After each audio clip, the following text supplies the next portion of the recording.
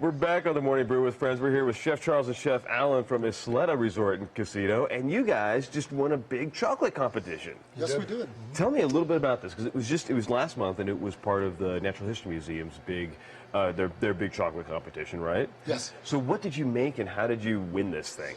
We, it's a combined process. It takes months in advance to get this pulled together, but their theme was chocolate soiree. Okay. So I wouldn't even know what to do with that.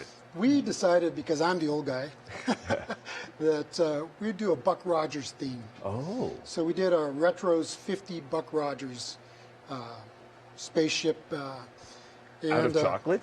Out of chocolate. Our piece was about 3.5 feet tall. Wow. Balancing on a moon or sphere in between this Art Deco diamond metal wings. Wow. And the competition will, everything counts. Dangerous, we have to have it 80% edible. Chocolate, 100% edible. We have a 20% where we can probably bring in some sugar products and make little glass beads to decorate it with. But the entire sculpture has to be, when you go around the entire sculpture 360 degrees, you have to be able to see a story all the way around. It can't just be in one area. So we write a narrative as to what the piece tells, from the bottom to the very top. Real artistry with this. Real artistry, and it has to have texture, it has to have movement, and it has to have shine. So how long did it take you guys to figure that out and make that a thing? We scrapped a few ideas. Al was the team leader on it this year, and he came up with an etch. And then we took that etch and we added to it and threw one away, and then we added another one and threw that one away. And, Chef Charles said he wanted to do Buck Rogers in space, and he tells me, well, I want to do Buck Rogers and we want to put in a space theme. So I think in my head, well, what can we do with that? And then I draw it down on paper, and then we get together and we decide, is that possible to do in chocolate? And sometimes it's not. And sometimes we try and we figure it out along the way. We have some accidents here and there where we had some things crash or crack on us. Chocolate is real, it'll melt in your hands. So did you have to make this all in like one shot, or did you do it over multiple days and weeks? yeah, it's over several days. Actually, the last 2 days we put in roughly 40 hours just on chocolate. So we'll make small segments of Wait, when did you have time to cook? Well, we did that afterwards. Oh, wow. But So I know you wanted to show us how some of this works here, because you've got chocolate actually heating up there. yeah, actually, we're going to just go through the tempering process, because no showpiece will ever work if your tempering's off. Okay. So this is what we're doing. We're basically taking You start with these coins, and we're going to transform them. And these are into just this. chocolate. Yeah, it's a 51% dark chocolate. Okay. Switzerland. So what we Good do chocolate counts. is we bring up that chocolate, we melt it back down to about And about what is 120 degrees. Is this a temperature gun here? Yes, this is infrared temperature. So we're at temp now. We don't want to go over 115, and we want to bring it down to 84 to 87. So because we want to get the chocolate so we can work with it and pour it into molds. Okay. So what we do is we take about 2/3 of the chocolate that's been heated, Wow. and So how much of this did they teach you in chef school, and how much of this did you have you know, to... it's a specialty art, and I took my training with A. Walt Nodder at the Nodder School of Pastry Arts in Orlando, Florida. Chef has a great technique. He does this. And, he can do this in his sleep. Yeah, I just got done doing like 45 pounds of this. So what we're doing is we're just taking the chocolate and moving it over the granite or marble, and it's pulling the heat out of the chocolate. Right. So and then we just move it.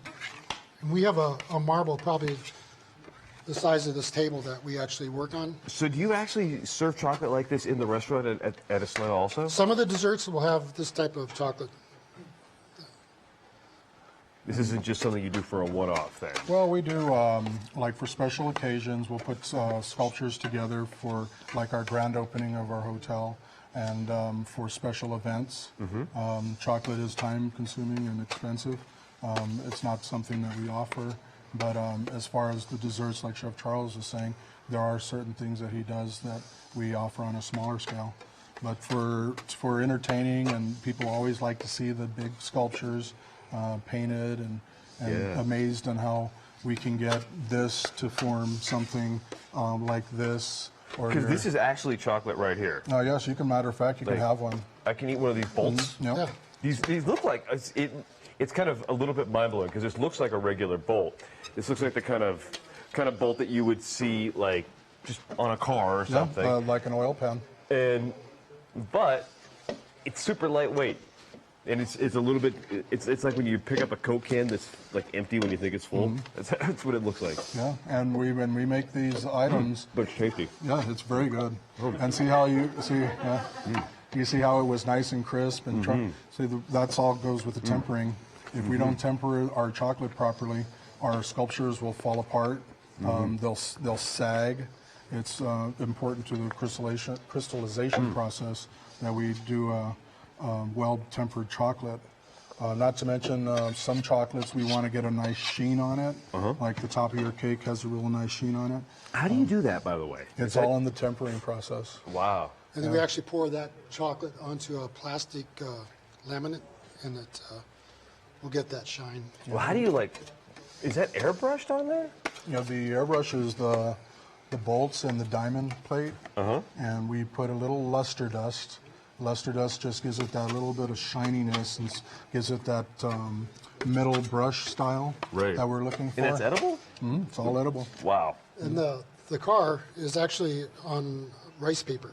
Oh, okay. And we actually run that through our computer, and we can put that image on there, and it's all. And you can take that whole car and take a bite out of it, and it's delicious. Can't wait. Well, see. why don't you show us real quickly how to put some of this in a mold? Okay. You can do These are some the bolts.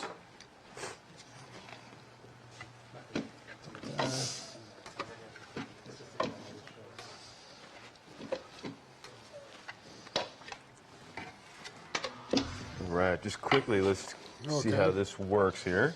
So normally what we do, we'll take a paintbrush, because in competitions, the judges look for air bubbles. Any little air.